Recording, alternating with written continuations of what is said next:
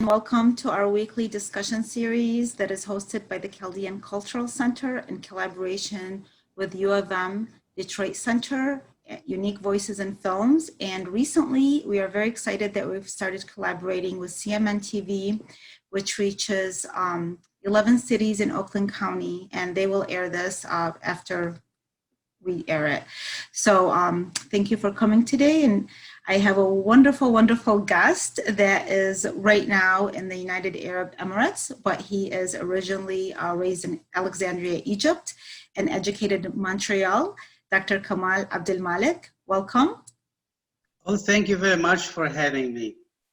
We're very excited. You have a very rich history, and then you have in the academia, you have a wonderful, a lot of things to teach us because you've taught at Princeton and Brown universities. And while at Brown University, you contributed to and taught in the program in Israeli and Palestinian Studies in Jerusalem, something very important, obviously. And currently, you are the editor-in-chief of the Arabic and World Literature. It's a scholarly journal, which is based in London, and which is holding its, is this its first conference, an online conference? Is this the first conference that you guys are going to do? The first conference, yes, yes. Okay, well, it's a great topic, by the way. It is celebrating Arab women agents of change and progress, and they are honoring Nawal El-Saadawi, which I am so excited and honored to be one of the speakers, one of the presenters among these wonderful women. And this is going to take place in November 7th to 8th. We will put a link for people so that they can, participate or attend. So having introduced you again, welcome. And I have so many questions for you. Thank you very much, Wian, for hosting me. And I'm really delighted to have this opportunity to talk to you and through you to people who are watching us. Well, one of the things that you are currently involved in, like I mentioned, is being the editor-in-chief of the Journal of Arabic and World Literature. And I would like you to share, what is this journal about and what makes its mission and vision unique? Okay, I founded this this journal this year in 2020, and the idea behind it is simple, and which is how to relate the Arabic literary tradition to its sister tradition in the world. How can we relate Arabic literature to world literature? I think it's been a while now since we started seeing research that connects the specific national literature of the Arabs with world literature. This is actually the key word here is nexus, trying to find connective tissue between Arabic literature and world literature. And the idea is not to keep talking about the same specific literary figures in Arabic to Arabs, but to take that discourse and try to, in English and in Arabic, to communicate with other literatures and with other traditions, to kind of widen the scope a little bit and find ways to relate to the other. As you could see, it's a mission that is badly needed in our divided and troubled world. Yes, it's correct. It is very needed. And so that's great work that you're offering this, especially with a lot of Arabs now all around the world. So a lot of the Arabs are not even just in the Arab world, but they're all over, yes, like the United States and elsewhere. Right. Your scholarly and fictional work is preoccupied with the question of how people from different cultural backgrounds relate to one another without losing their authentic selves. What are some of the answers you've come up across to this question? Okay, thank you very much. This is a wonderful question to which I have to start by saying there isn't really one answer that can be satisfactory. It's an ongoing process. It is a search. You continue to look for ways to keep your own authentic self while being open to other people's cultures. Let me start by some observations that might come as a little bit shocking to people. Uh, you know, I think that first of all, that the human nature and even our own bodies are not necessarily very welcoming to foreign entities. You know, think about the human body as rejecting any foreign body. Think about the body, you know, you try to transplant, you know, put another organ inside the body, and how the body would actually reject it. And then doctors or surgeons would actually have to fool the body by injecting into it some liquid that would make it okay to receive the implanted foreign body. So, I mean, this is like to shock a little bit. and think about the children and how naturally they would always kind of reject somebody else or not wanting to share. And then we learn, you know, we keep teaching them for years and years how to share because it doesn't come natural to them.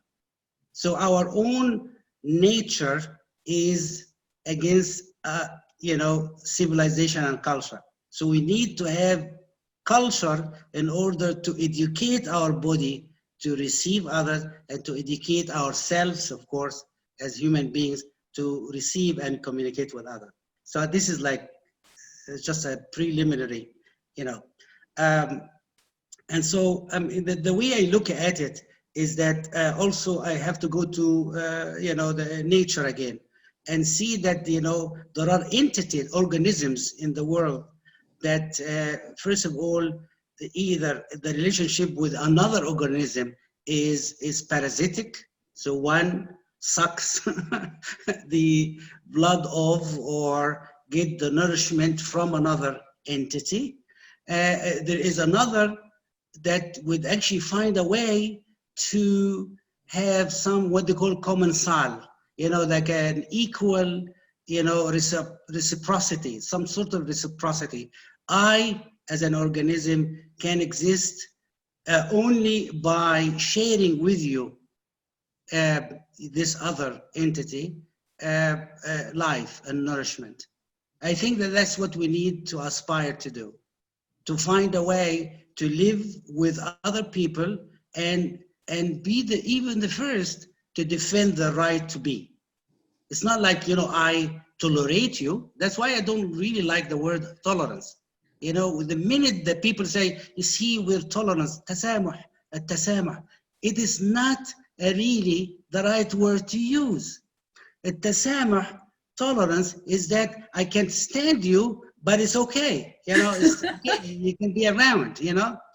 And Amazing. even, This is, yeah, we had somebody, our last guest last week, principal of a school, that this is were his exact words. He says, I don't know this word tolerance. I mean, it's just even offensive, like for me to tolerate like something. Yeah. And it's like, what is tolerance exactly? It's just like, okay, you know, in an ideal world, I should be only myself alone and my interests alone. But since you're around, you know, and I'll find a way to kind of, you know, tolerate you.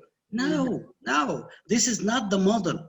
The model is not tolerance. The model is that to have something called shared life, to have coexistence, and to be curious about this foreign culture or foreign, you know, other, you know, to be curious. There is, let me engage in some kind of criticism of multiculturalism in Canada, you know, and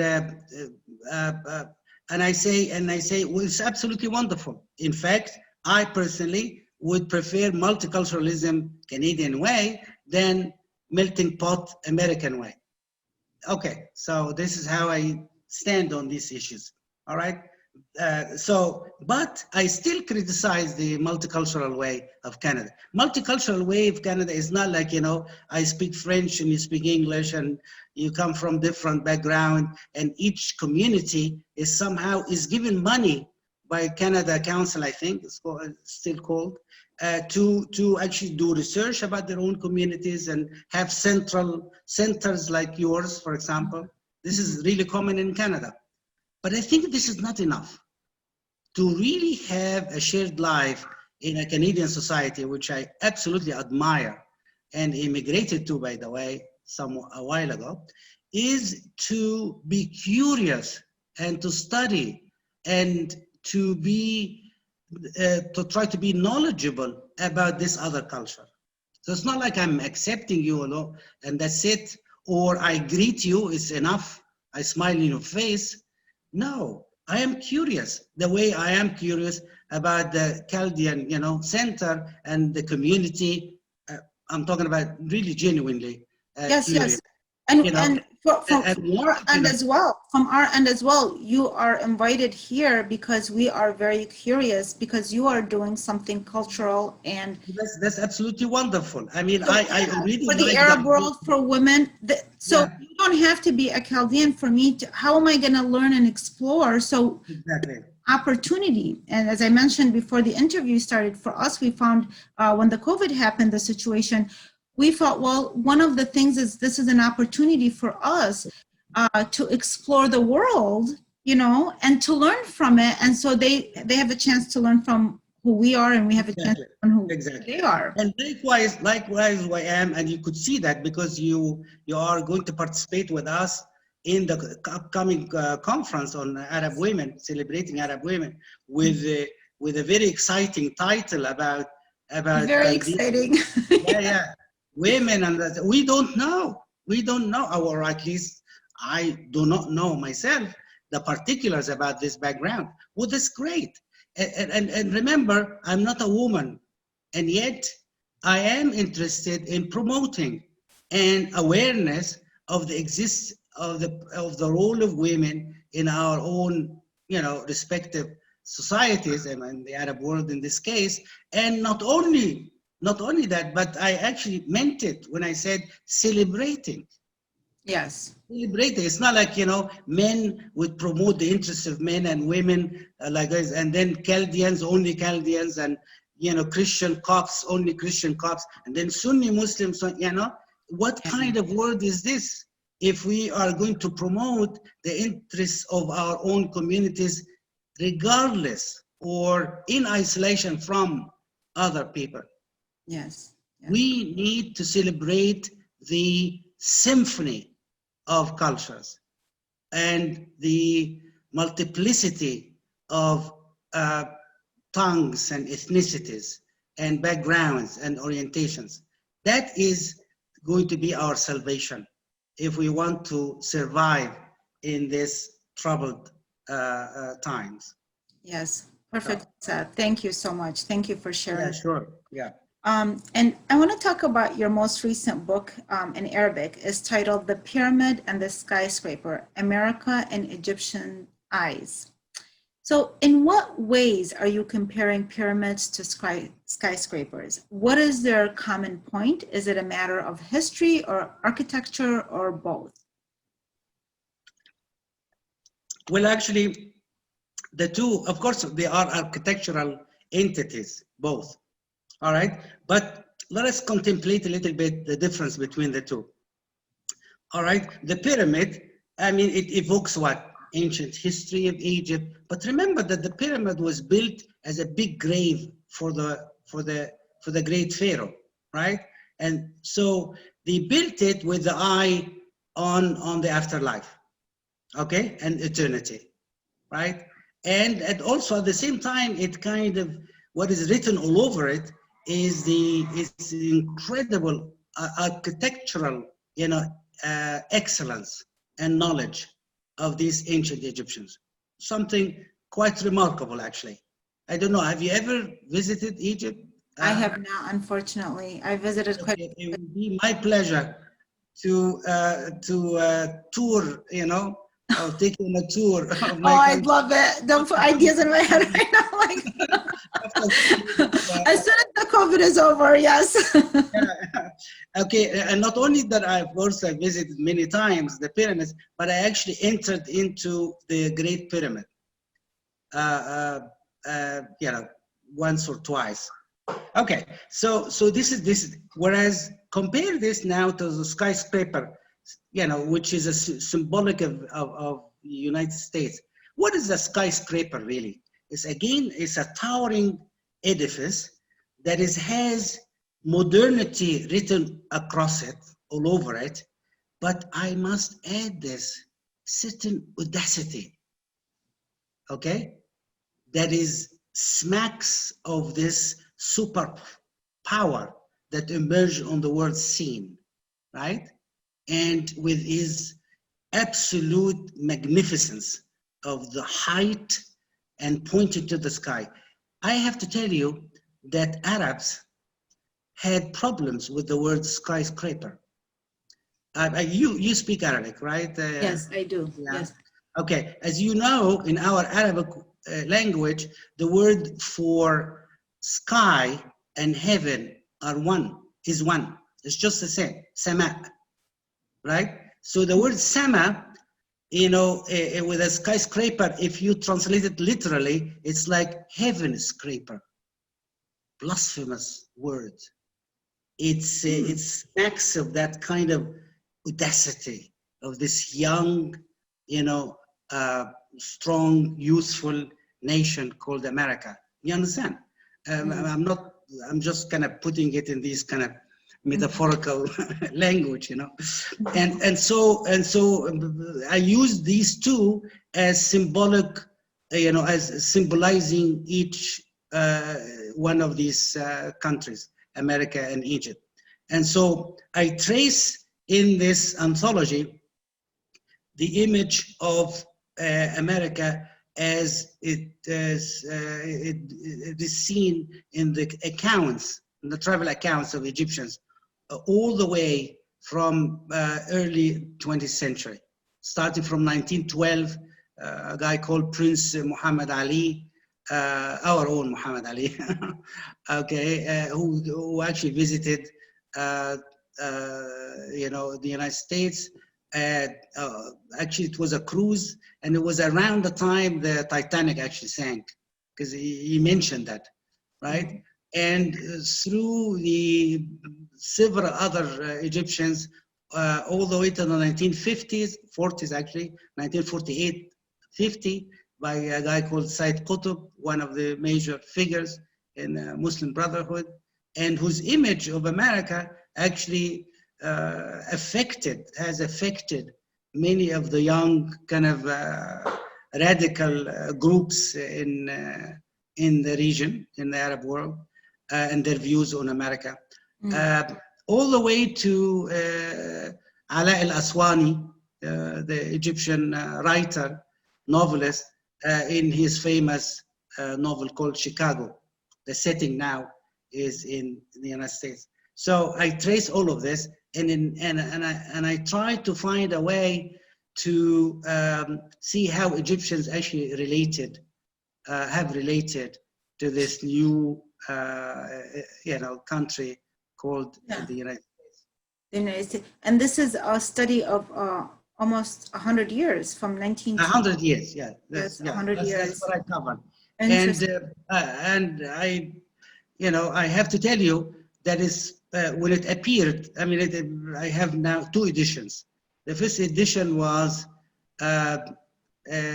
in '95, I think, and the second was in 2011. And I updated it, to include after 9/11, And I must tell you that it was actually used by the Congress. You remember the Congress report on 9/11, the big thick book that appeared? You will find references to this anthology, because it was the only source that has put together portraits of America for about 100 years, and of course translated into English. So Usually I don't like to say this because of the association, of course, of something extremely negative and tragic as the 9/11, but nonetheless, it also shows the importance of that particular work. You know? Yes. So this is something that I've been interested in. Well, another book is called The Pain of Egyptians, and it's Yes. Remedy in Poetry. Yes. Met Fuad Najm and his poetic heritage. So how has poetry been healing for Egyptians? Have you ever written poetry, and has poetry or writing in general been healing for you? Okay, well, let me start with a confession. And then That's always good. That's good interesting. tradition, of the Christian faith. Let me confess. And Oh yes, and because you're yeah, of yeah. Coptic, you're of Coptic faith. Yes, Right? yes. Okay. Yeah, so let me confess and say to you, yes, I tried my hand like so many young Egyptians writing poetry, and please don't be impressed very much, because I wrote 9 poems all in one day, and that's it, and then I fell silent. Okay, and so I don't know, as far as poetry is concerned, I tried it in one day, and with different emotions and poems and different subject matter and so on, and then that's it. I kind of stopped.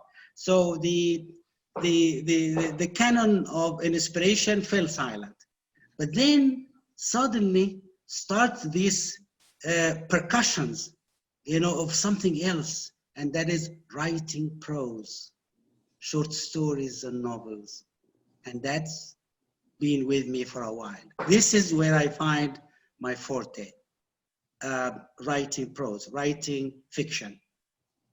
It's very enjoyable, and I actually published a novel called Come With Me From Jerusalem. And again, it deals with this issue of how to relate to other people who are different from us in both ethnicity, faith, language. And it's a love story between an Egyptian Christian and a Jewish young woman, and they met in Jerusalem. And of course, the whole struggle of, Romeo wanting and Juliet story. yes, exactly. Of the Middle East. Yeah, and contested loyalties. In fact, there was no problem between them at all. They did not, it was not an issue that they have different faiths and languages and so on. The issue was with the elders, their respective elders and families, and the communities, of course, at large. And herein comes the crisis for for the individuals who are in such a situation. How can I enjoy my love with this other person from the other group, and at the same time ignore the agony it causes my elders and my community? So that's the struggle in that novel. I'm very much fascinated by that. This idea that we are living in a fallen world, and nothing is really easy at all. And I tried my best to kind of portray this love conquers all. But I must admit, I was not really convinced. I mean, it's just, there's no perfect solutions, No.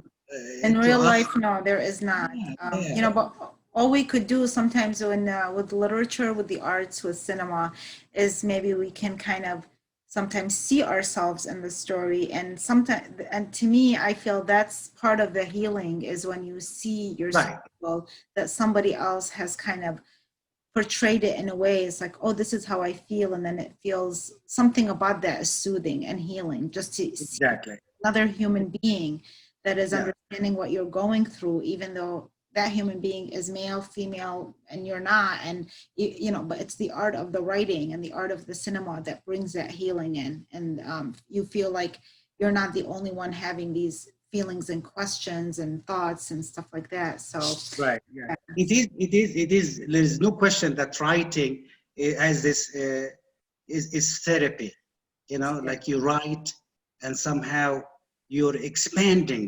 yes, You know, you're finding ways to express this, to get this out of your chest, so to speak. You know, and then when we find the experience of other people, when we read their books, kind of corresponding to ours, I think there is a healing in that. So is that why that brings us, so that you have found, you have Ahmed Fuad Najm in Yes. of your topics. So I'm assuming, based on what some of the things you're saying, you know, I can see the answer for that. But why did you choose him particularly for the Egyptian Revolution of 2011? All right. Well, actually, many things actually appealed to me about him. First thing is that the kind of you know, the exceptional voice that he has. You know, his poetry challenges many givings in our own culture, Arab culture. First of all, it is written in the street language of Cairo. You know, so it is not in literary Arabic, classical Arabic. It is in the colloquial idiom of everyday life. So it throbs with reality, right? Let me have a swipe at Adonis, the great Arab poet alive now. No matter what Adonis can, you know, compose of his great, you know, kind of literary compositions, in the end, his influence is really limited, because he has chosen an idiom that is really way beyond the understanding of the common readers. Whereas a person like Ahmed Fuad Najm would actually start to talk about what people feel in the guts, not up here. You know, Adonis is the man that, you know, that extremely cerebral, and he, you know, I wish him well. I mean, he really wants to win the Nobel Prize, but good luck, you know. And whereas this man has seen that there are real issues in everyday life, he talks about this, he deals with this in beautiful and melodious poems that were rendered as songs by his blind companion, Sheikh Imam. You know that this was actually put to the music and sung, and it appeared many times as slogans in the chants at Tahrir Square during the Egyptian Revolution of 2011. So we're talking about poetry that can move nations, poetry that can change things on the ground, poetry that would, you know, get history to be rewritten.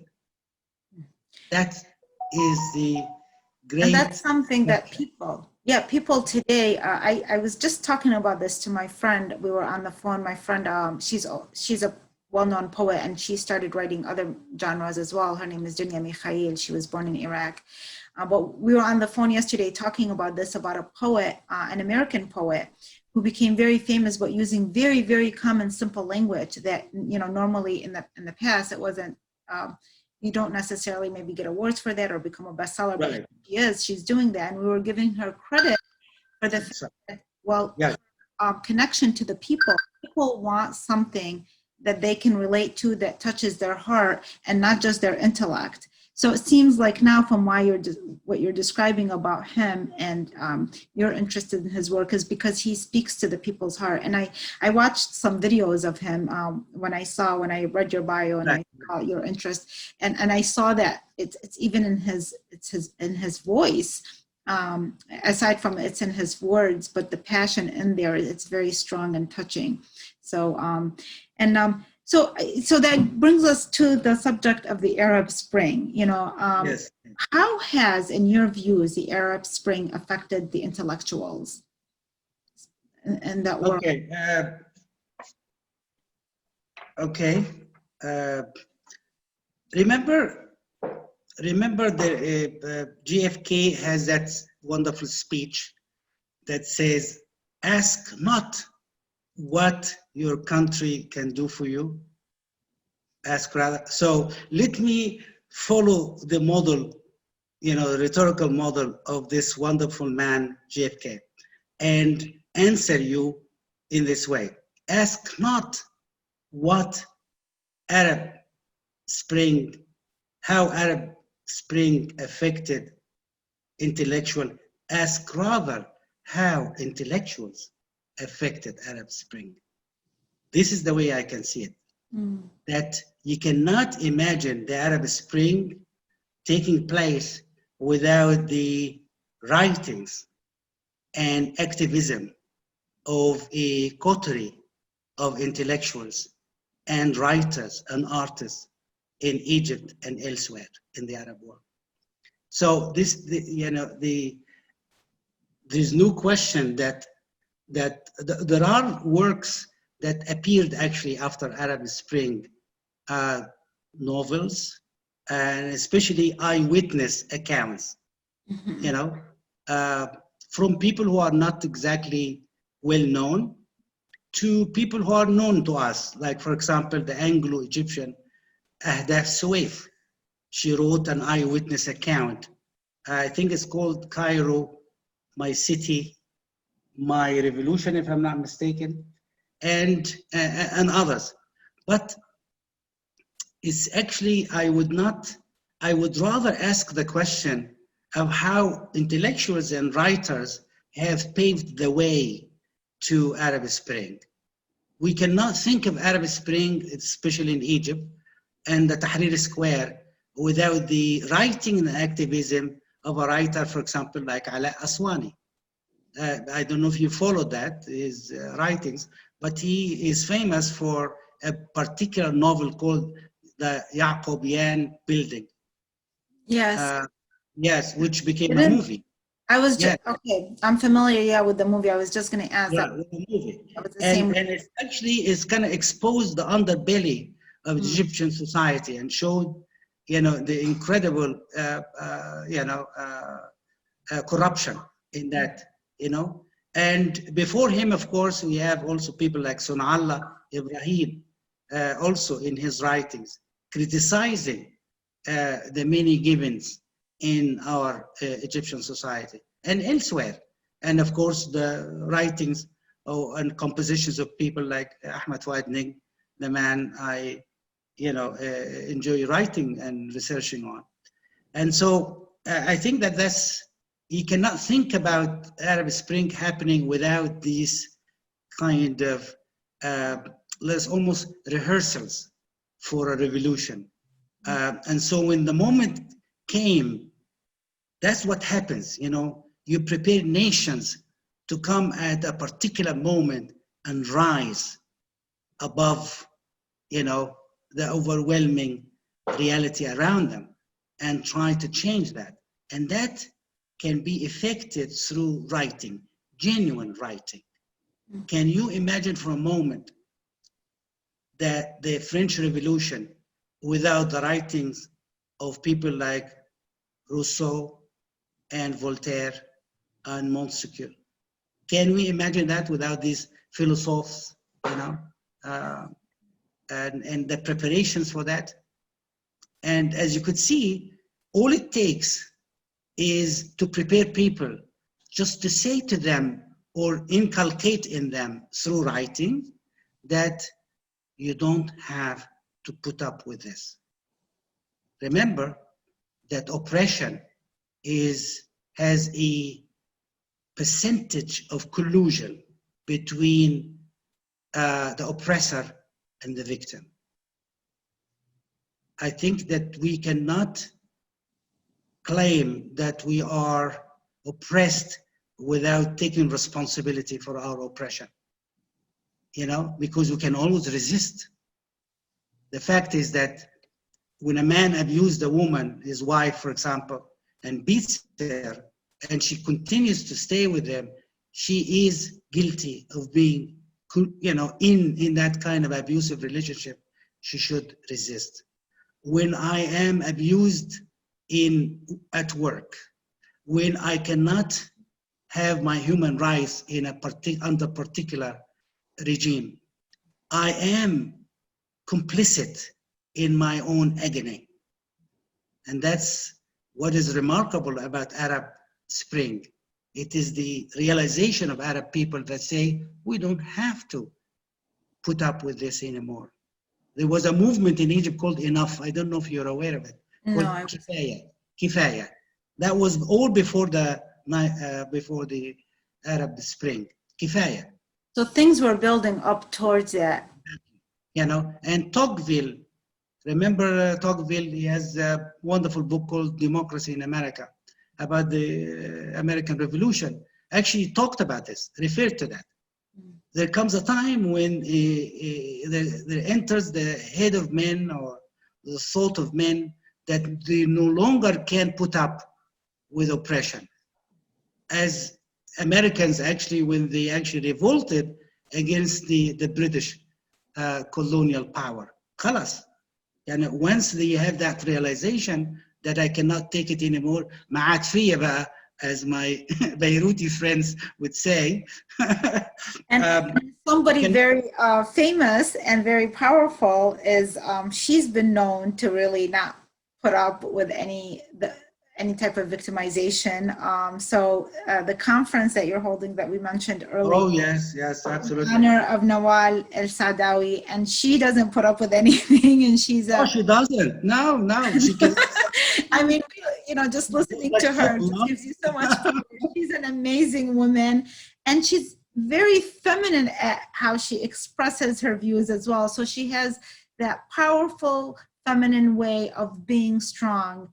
What I'd like to know, because you have a very interesting picture of, I saw the Facebook, right. you were standing behind her. She was sitting there, and it said, behind every great woman is a man. That's a man, yes. Which is also true. Behind every great woman is a man, and behind every great imagine Nawal Saadawi. That's the real balance there, right? I don't know if that was. You laughed, you could see that, and that it was at such a moment that the camera just, flashed. It was it's a beautiful picture. And, I was curious how you met her and what are your thoughts about her and her work. We had a wonderful. You can say anything negative anyway, but I'd really like for us to give us an idea of who she is as a person and maybe even as a friend. Yes, well, the whole idea behind the conference really came to me after so many visits to Cairo, and I would go and I would, with almost like a routine for me. I go to Cairo, and of course I have, my family there, my sister and my brother, and I would go and visit them. But then Nawal Saadawi was also. Sometimes even, my family members would be upset with me because I would see Nawal first. My idea is that, I'm in Cairo and they are in a place called Biela, 3 hours, 4 hours away from Cairo. So I go and see Nawal Saadawi. So after many talks like this and reading and dialogues, I've had wonderful dialogues with her. I've seen something that is absolutely the courage with which this writer, this thinker, kind of pronounced her judgment of her own societies. We cannot think about or imagine any change in favor of women in the last 50 years in Egypt without considering the impact of Nawal Saadawi's writings. You know that unfortunately we had this horrible practice, almost kind of a what they call a circumcision of little girls. Sorry to have to kind of mention this, but it was Nawal Saadawi for the years and years and years kind of calling on the government to ban it, until of course there's a law now that bans it, with the families respect that law is something else, but it was Nawal Saadawi who did this. But also Nawal Saadawi has this, it's this wonderful relationship you can have with her. She doesn't, when you get to be friendly with somebody, you kind of, you suspend criticism of them. You kind of lower your kind of critical view, and no, not with Nawal. So I had this wonderful dialogue with her.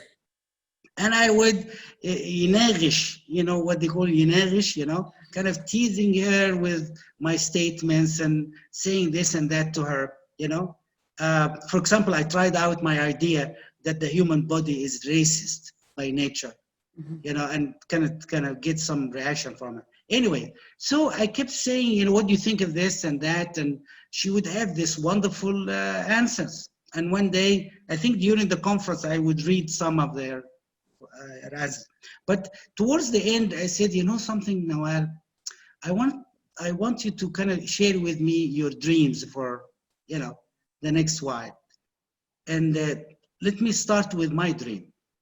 That was a couple of years ago. I said, my dream is to kind of leave the academy completely and devote myself 100% to writing novels, Nawal. And getting into this wonderful, life of the mind and imagination. And then, but I don't also want to work or do anything at all. So I want to live in beautiful island. Let us call it the island of Karkana in Tunisia. Actually, there is such a place, and it's lovely. I visited it. So I live in Karkana, and then I, if only that every day a bird would come with a grilled fish and feed me, and then all these kind of mermaids would sing songs to me. And immediately she shot back and she said, a typical man in your dream. You want the mermaids to sing for you. And she said it in Arabic, أحلامك ذكورية. Your dreams are typical of a man. You want the mermaids to sing for you and you don't do anything, and I wanted to say, wait a minute, are we not friends, Nawal? يعني شوية عليها, come on. No, he mbayna straight, like you're not gonna compromise. Not lower, kind of, no. She is not gonna suspend her critical stance on issues. And so she believes then, from what you said, so it seems, this was another topic that I was discussing with my friend Dunya yesterday, was the idea that our love for our writing, she teaches Arabic language at a university, and I'm the executive director of the Chaldean Cultural Center, and we write, both of us, on the side.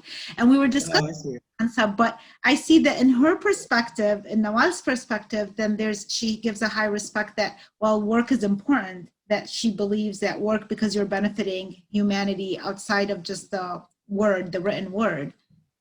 Is that what I get from her response to you? Is that we should be working, not just kind of focusing just on the writing. Oh, absolutely. I mean, that's what her message is. It's like, I thought we to were honor friends. your work. Yeah. I thought that we were friends, and I would just like relax and you thought she was going to give you support with this idea. And she said, oh, what a wonderful idea that you stop working and you concentrate on your creative writing. And for her, I think that this is serious. Writing is a serious thing. It's not a profession. It is a calling. It is, and it's also. She believes in the power of words to move and effect change in society. That's why, actually, because I organized this conference, and I called it celebrating Arab women as agents of change and progress. And it's actually inspired by Nawal's work, you know, that somehow, and I think you'll find that the written word, and sometimes people say the spoken word also, sometimes they would make history. They would move nations to act and therefore shape historical currents. Well, she's definitely someone that has proved that that's, you know, what her work does. And then Yes. I'm wondering, you know, I mean, she's very exceptional, as we both know, but, you know, what about other women in the Arab world? What are their role, especially as writers, and, you know, how influential are they? Is she an exception? Are there others like her? Well, I must have, of course, there are others who are like her, and different sometimes, but certainly they are. We should not really confuse between women writers and feminists. I mean, there are women who write in Arabic, and they have followers or a following, you know, readers and so on, but they are not necessarily feminists, you know. So if we're talking about Nawal Saadawi type, the kind of writing in order to expose oppression against women or of women, and implicit in this a call for a change and for equality between the sexes, you will find other people. For example, you know, you have in Morocco somebody like Fatma Mernissi, whom I also had the wonderful opportunity to befriend. She passed away, bless her soul, some years ago. And she's famous for a book called Beyond the Veil. She's famous for another book called Shahrazad Goes West. Okay, I would recommend I'm aware of that. Yes, I'm aware of those titles. Shahrazad Goes West is just really lovely piece of work. I want to also mention some names of women in my own homeland in Egypt. I don't know if you're aware of a woman called Huda Sha'rawi. Huda Sha'rawi was in the 1920s. 1923, Huda Sha'rawi is like had a veil, like the rest of Egyptian women, and she went and participated in a conference on women in Rome. The conference was discussing the right of women to vote. This is 1923, right? Well, Huda Sha'rawi came back, arrived, you know, I think by cruise or something, Alexandria. And then from Alexandria, she took the train to Cairo. When she arrived in the train station in Cairo, she took off the veil. And that was a remarkable gesture of this brave woman. And she wrote about, of course, her own history, her own autobiography, and paved the way for change in favoring women. You have also another in the 1950s, a woman called Durriya Shafiq, also Egyptian. And by the way, she's credited with the pushing the right of women to vote. It was only in 1956 that women in Egyptian women were given the right to vote. And that was during Nasser. It was like a very strict kind of regime. So Durriya Shafiq called for that right of women to be granted. The government wavered, and Durriya Shafiq declared a hunger strike. And it was only when she was granted, or women were granted the right to vote, did she end the hunger strike. So, and others, you know, you have others, you know, but nobody really in the kind of, you know, close to the stature of people like Nawal Saadawi and Fatma Mernissi. You have young voices, and of course, I mean, these are to be respected and to be, you know, valued, no question. But nobody with this kind of long record We're talking about 50 years or more, and tens of, books, no less than 40 or 45 in different languages. And Definitely like legendary. yes, untiring, okay, struggle to even now, she's in the 90s with all sorts of health problems, and kind of confined to her apartment in Cairo. And I just like sending her my best wishes through this venue. And she's like still she's like still voicing her own daring opinion in a society that sometimes does not really pay that much attention to women and their rights. These are remarkable. See, if we're talking about a feminist in the United States, we're talking about comparably an easier task, yes. Honestly, yes. But we are talking about when you come to the dens, lion's den, and roar back, and say that we have the right to equal rights when it comes to our own salaries, when it comes to our own rights, when we can be an equal witness in the courtroom, we can be I can give my vote, I should have the right to have education, I should have the equal right to inherit my father's money, wealth, and not to have half of my brothers, I think that these are the issues of the day now, and people have to have the courage to stand up and denounce this. And it's a totally different level of bravery, that's for sure.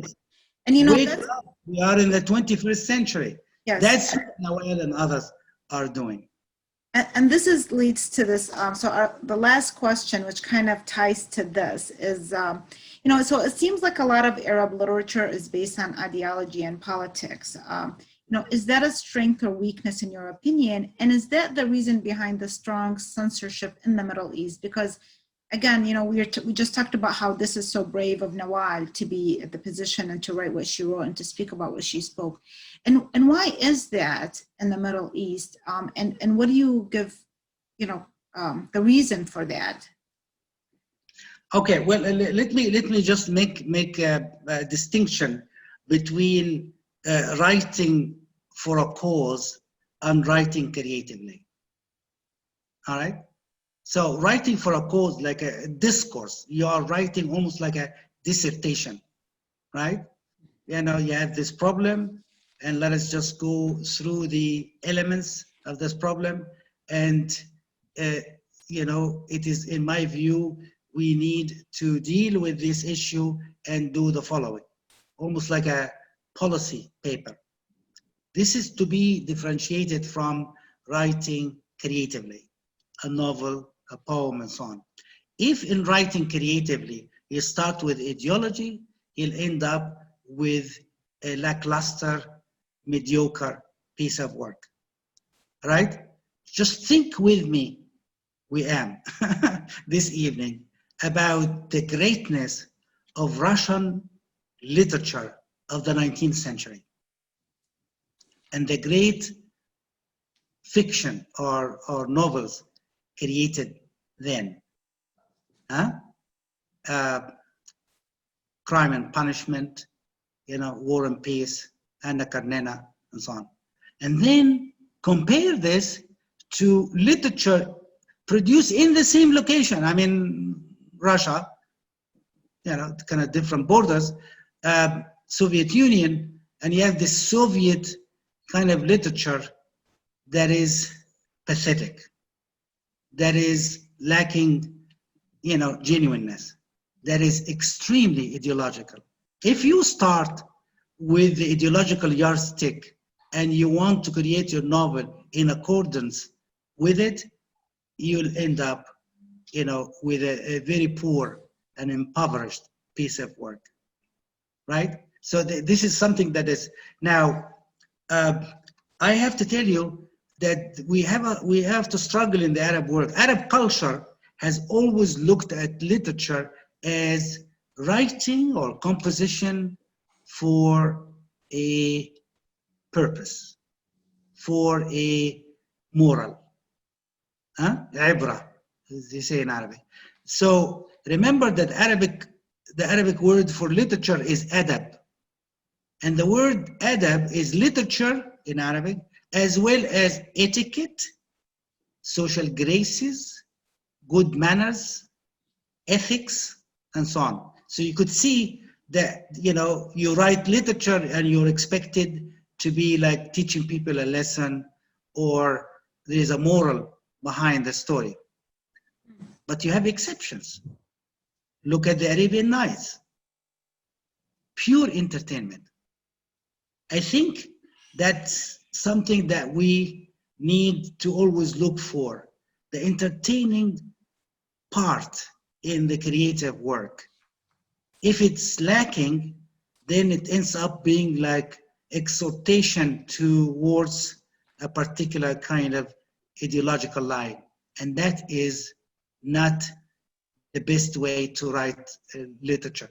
Remember also that creativity, whether in writing or art, cannot come out of pure states. For example, neither hell nor heaven will have art.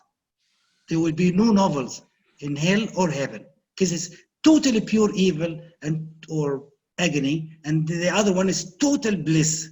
Where would we have drama? Where would we have the conflict? Will we ever have a Picasso in heaven? Or great literature in hell? What great literature? When it is like total hell. And so any kind of perfect states of evil or good cannot produce art.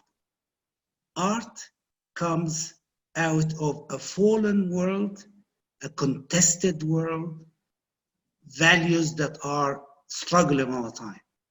That is the kind of source for the greatness of art and literature. Wow. Thank you so much. I feel like I just learned a great deal just from your expressions, from your answers. I really appreciate that you've taken this time to be with us and to share your magnificent ideas and wisdom. And I really look forward to the conference that's coming up November 17th. Same here. I will be promoting it. I will be putting a link to the conference. I think it'll be very important. And I'm excited. I'm very excited to meet the women that are going to be participating. Maybe they too can join us in this discussion series in the future, so we can have a chance to hear them out and learn about them. So this has opened, just your gesture in this conference has opened doors to so much. That's why this little pebble in the pond, what it creates and reaches across borders, across cultures. Yeah. So yes, thank you so much. Well, thank you very much for having me. And I wanted to know that the schedule, final schedule for our own program, conference program, have been sent today. I sent them. Okay. And we're going to share it. We'll send it to you. And I'd like you to prepare your piece so that we can actually have it in the proceedings, the conference proceedings. And by the way, my topic is legendary women of ancient Iraq. So I'm very excited. Yes, I'm very excited to bring them forward. They were also lost in the midst of history, and I try through my writing, because like you said, that writing is a tool for us for expression, but also to serve. And I feel like it's my opportunity to bring these women that were lost until the archaeologists started to dig them up to surface. Well, this is wonderful. Remember, these are two key words that are music to our ears, and that is women and Iraqis. Thank you. Thank you. Thank you so much, Dr. Kamal. I'm really looking forward to continue watching your work and where it goes, and we're looking forward to one day having you come back again with as I'm sure you're going to be doing other conferences and other works. And then I'm going to take up a rain check on that. You giving me? Oh, absolutely. Yes. Okay. Absolutely. Okay. I'll be in contact. And we can with you take about you to that. Alexandria also. Okay. You can take Thank to you. Alexandria and if time allows, Luxor in the south. Thank you so much. God bless you. Thank you everybody for watching. I know you've just received so much information, and it was so wonderful hearing everything that Dr. Kamal has discussed. Thank you. Thank you very much.